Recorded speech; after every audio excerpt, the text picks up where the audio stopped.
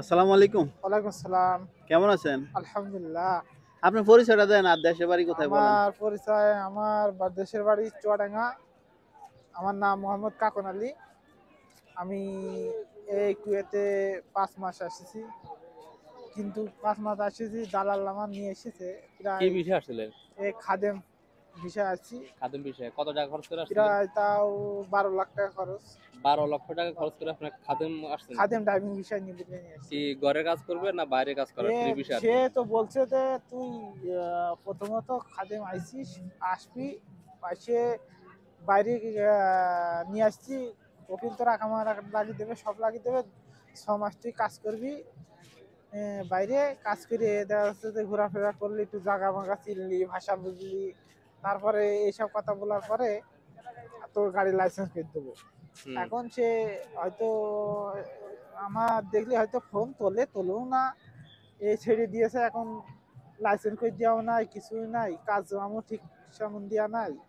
এই পরিস্থিতির মধ্যে আছে। আপনার সাথে কথা ছিল আকামা কত বছরের? আগামা 2 বছরে। 2 বছর 2 বছর হ্যাঁ, 2 লাগাইছে। বছর আকামা লাগে। মানে এর পাশাপাশি কথা ছিল আপনার লাইসেন্স করে দিবেন। হ্যাঁ, লাইসেন্স করে দেবে। তবে লাইসেন্স করে দেয় নাই। লাইসেন্স করে দিইনি এখনো। খালি ঘুরি নিয়ে বেড়ায়, এই যে লাইসেন্স করে দেবো, দেবো, এখন আছে ফের লাইসেন্স করতে হয়তো টাকা লাগবে, অস্তা ধরতে হবে, করতে হবে, তা করতে হবে, নানান তালবাহানা। লাইসেন্সের টাকা যে লাগবে এগুলা কি এক্সট্রা আপনাকে দিতে হবে না ওই টাকার ভিতরে? এখন ওই টাকার ভিতরে বুলা কয়। এখন বর্তমানে এখন যদি মনে করেন যে আমার কুয়েতে থাকতে হয়, ইনকাম করতে হয়, যেহেতু খাদেম ভিসা, তো পুলিশই ধরলেই সফর। আর খাদেম তো কোনো ফ্যাক্টরি এবং কোনো মাল রেস্টুরেন্ট, কোনো প্রতিষ্ঠানে খাদেম রাখতে চাচ্ছে না। এখন বর্তমান খুব খাদেমদের উপরে খুব কঠোর। কুয়েত সরকার তো প্রশাসন বুঝলেছে খাদেম 0 টলার করে দেবে একদম, মানে একেবারে খাদেম রাখবে না। মানে খাদেম রাখবে, রাখবে, বাইরে রাখবে না, তাদের রাখবে না, বাইরে কাজ করে তাদের রাখবে না। এই পরিস্থিতি। প্রচুর টাকা খরচ করে আইছি, তবে নিজে গ্রামের লোক আইলাম, আশা মানে ভরসা করে। মানে নিজের গ্রামের লোক আপনার ওর উপর বিশ্বাস করে আসছে। আশা করে বিশ্বাসটা রাখতে পারেন না, রাখতে পারেন। কথায় কাজে এখন মিল পাইতেছেন না, মানে কথায় কথায় 100 কথার মধ্যে, মানে 100 কথার মধ্যে আপনার আছে 1% নাই। 1% নাই। না। আসার পরে এখন ওকে আপনারা কোনো কাজ দিছে? মানে কাজ পয়লা একটা কাজ দিছিল, 42 দিন পরে সে কাজটা চলে গেল। তারপরে মাতামে কাজ দিল, সেখানে আমি নামাজ কালাম পড়ি, সে নামাজ কালাম পড়তে দেয় না, ওই জন্য আমি সে মাতামের কাজটা ছেড়ে দিছি। এখন একটা কারখানায় কাজ আমি নিজেই খুঁজে নিয়েছি, সে ইনশাল্লাহ ভালো, নামাজ কালাম পড়তে যায়, সব করে। সেখানে এখন কাজ করছি।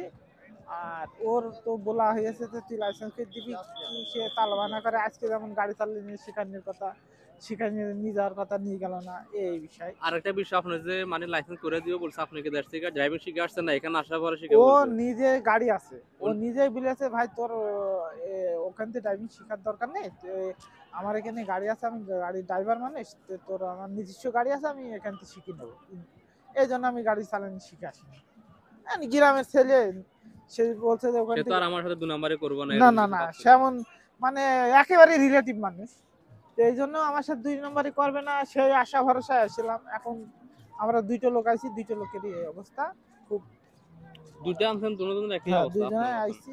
আচ্ছা, যারা নতুন আসতে চায় তারা কি খাদেম বিষয় আসলে ভালো হবে? না, ও খাদেম বিষয়ের জন্য তারা দেশে অন্য কাজের টাকা ব্যয় করুক, যেন খাদেম বিষয় আর আসে না আসে। তারপরও খাদেম বিষয় তার 12 লক্ষ টাকা খরচ হয় না, তা খরচ হয় না।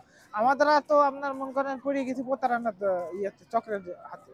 প্রতারণার চক্রের হাতে পড়ে গেছেন আপনি। এখন আমরা বুঝতে পারিনি যে এত টাকা লাগবে কি লাগবে না। আমরা মনে করলাম যে ড্রাইভিং ভিসা, ড্রাইভিং করবো সেখানে যাই, ওই জন্য এই অঞ্চল এই কারণে আমরা আসছি। কিন্তু আপনার খাদেম ভিসাই লাগে কত, আপনার 5 থেকে 6 লাখ উপর, তারপর নিচে 3 লাখ 4 লাখ। কিন্তু সে আমার 11.5 লাখ টাকা নিয়েছে। এখন তো মনে করেন আপনি আসার পরে বুঝছেন মানে এত কম। ওইখানে থাকতে কি আপনি ইচ্ছাকৃত ভাবে এগুলো দিছেন টাকা হেরে, এত টাকা 12-13 লক্ষ টাকা? না, সে আমার বলছে যে যখন সে আমার নানার বলছে তুই ফ্রি ভিসায় কাজ করবি, তোর যেখানে দিয়ে 1 লাখ টাকা বেতন হবে, হ্যাঁ তুই ড্রাইভিং করতে পারবি, তোর সমস্যা হবে না, কিছু নাই। তা আমি জানলাম যে ফ্রি ভিসায় আমি কোনো কোম্পানির আন্ডারে থাকবো না, যখন ফ্রি ভিসায় কাজ করবো, আমি যেখানে মন সেখানে কাজ করবো, ভালো বেতনে কাজ করবো, এই আশা আছে। আপনি যে দালালের মাধ্যমে এসে প্রতারিত হয়েছেন, ওই দালালদের উদ্দেশ্যে আপনার কিছু বলার আছে? দালালের আর কি বলবো, দালালের এখন আমি এখানে আর কি করবো বলেন, আমার কিছু করার আছে? মানে যারা দেশ থেকে নতুন আসতে চায় তাদের হ্যাঁ। উদ্দেশ্যে কোনো তাদের পরামর্শ আছে আসে কিনা? উদ্দেশ্য হলো ভাই আপনারা যেন এই দালাল চক্রের হাত করে আপনারা বিদেশে এত টাকা খরচ করে আসেন না, এই অনুরোধ থাকে। বিশেষ করে দালালের মাধ্যমে যাতে কেউ হ্যাঁ, না না আসে। দালাল মশাই তা হাতের কাজের কিরকম গুরুত্ব আপনি এখানে আসার পরে বুঝতেছেন? এখানে হাতের কাজের প্রচুর গুরুত্ব।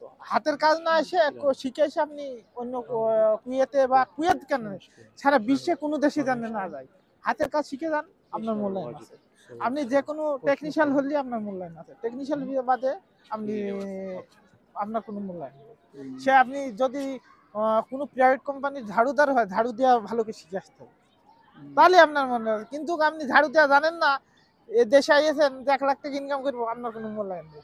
শিক্ষা যোগ্যতা, এদেশে আপনি বড় সার্টিফিকেট আছে, আপনার কৃষির মূল্যায়ন আছে, সার্টিফিকেটের মূল্যায়ন নেই। আপনার যদি কাজ দেখাতে পারেন তাহলে আপনার মূল্যায়ন আছে, কাজ নেই আপনার মূল্যায়ন নেই। যাক, আপনার যেগুলা কথা বলছেন কতটুকু সত্য কথাগুলো? এগুলো 100% সত্য। আমি তো আপনার মনে করেন এদেশে আইছি, হুম, আপনার বসে মানুষ যেখানে ঠেকে সেখানে শেখে। হুম। আমি এখানে আপনি আইছি এদেশে কাজ করছি, আমি বেড়াচ্ছে, কোনো মানুষ শখ করে মিছে কথা কবে বলেন? শখ করে মিছে কথা কবে না। আমি তো খুব যে দেশের যে খুব ধনী ব্যক্তি ছেলে তা নাই। আমি মধ্যবিত্ত ফ্যামিলির ছেলে। আমি সেখানে ধরা খাইছি। আমি তো নিজেই বুঝতে পারছি যে আমার ফ্যামিলির কথা। আমি তো দোকানে 12 লক্ষ টাকা দিয়ে বিজনেসও করতাম, দোকানেও দিতাম, তা আমি ভালো থাকতাম। কিন্তু আমি এসে এক চক্রান্তে পড়ে গেছি যেন আর কেউ না পড়ে।